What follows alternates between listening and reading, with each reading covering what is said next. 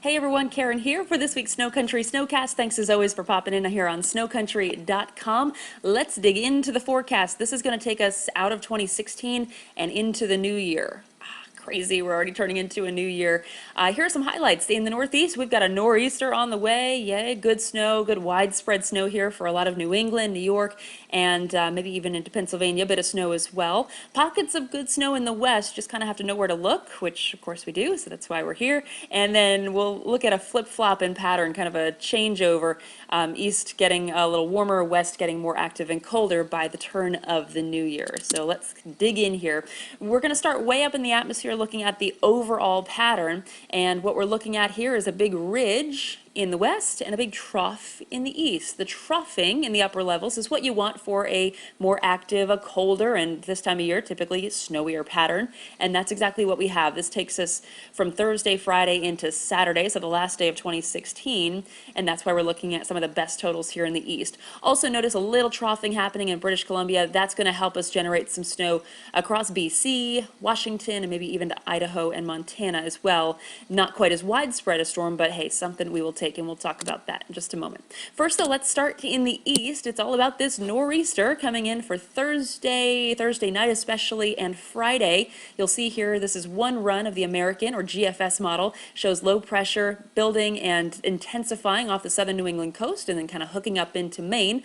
Blue here indicates snow, and with this kind of a storm track, low pressure just hanging off the New England coastline, that's a really good spot for some intense snow across a lot of interior New England, especially watching eastern Vermont, New Hampshire, up into Maine. And again, low track's pretty consistent here as this area of low pressure digs out of the south, comes up and hangs off the coast on Thursday night location. Again, prime spot to get some really good snow for interior New England, and this is what we've got as a result. This is the National Weather Service forecast snowfall totals.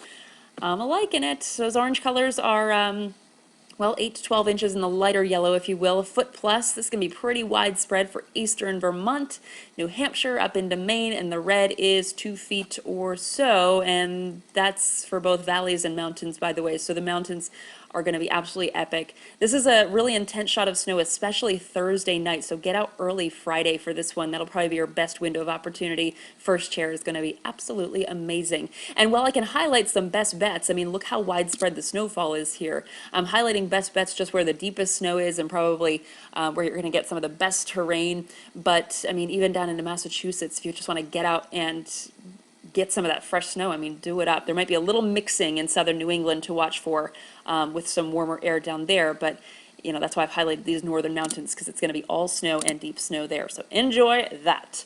Let's go out west now. We've got another system out of British Columbia, kind of hanging off the coast and then moves inward and brings some of that moisture and energy to Washington, Idaho, and Montana. This is Thursday, Friday time frame once again to finish the week. National Weather Service has some decent totals here, especially up into Washington, Idaho, Montana. A little closer look, they're highlighting maybe a foot to 2 feet for some of those higher mountains of the Washington Cascades, and in Idaho, not quite as intense, but still probably some 4 to 8 inch totals there. So you'll see that also highlighted in my best bets here out in the west. But again, get out anywhere you can. In the west, even though there's not a ton of snow, I should mention, for, you know, Colorado, Utah, anywhere else, it's really going to be a pleasant stretch of weather here, so you can still get out and enjoy some sunshine.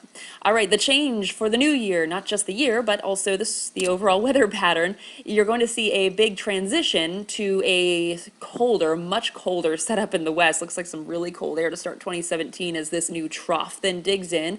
Remember, trough, more active, colder pattern. So that's the change that's going to happen out west, setting us up potentially for some more snow early next week. And in the east, we turn to a ridging, warmer and less active, at least snow speaking, pattern once we get into the new year. So guys, long and the short, get out wherever the snow is there, enjoy it, because next week's going to feature changes for all areas of the country and also into Canada as well. In the meantime, enjoy your end of 2016 and have a safe and happy new year. As always, want to thank the students at Lyndon State College, Christopher, Amanda, and Scott for your weekly contributions to SnoCast. And for you at home, I will see you next Wednesday here on SnoCountry.com for SnoCast. Have a happy and healthy new year.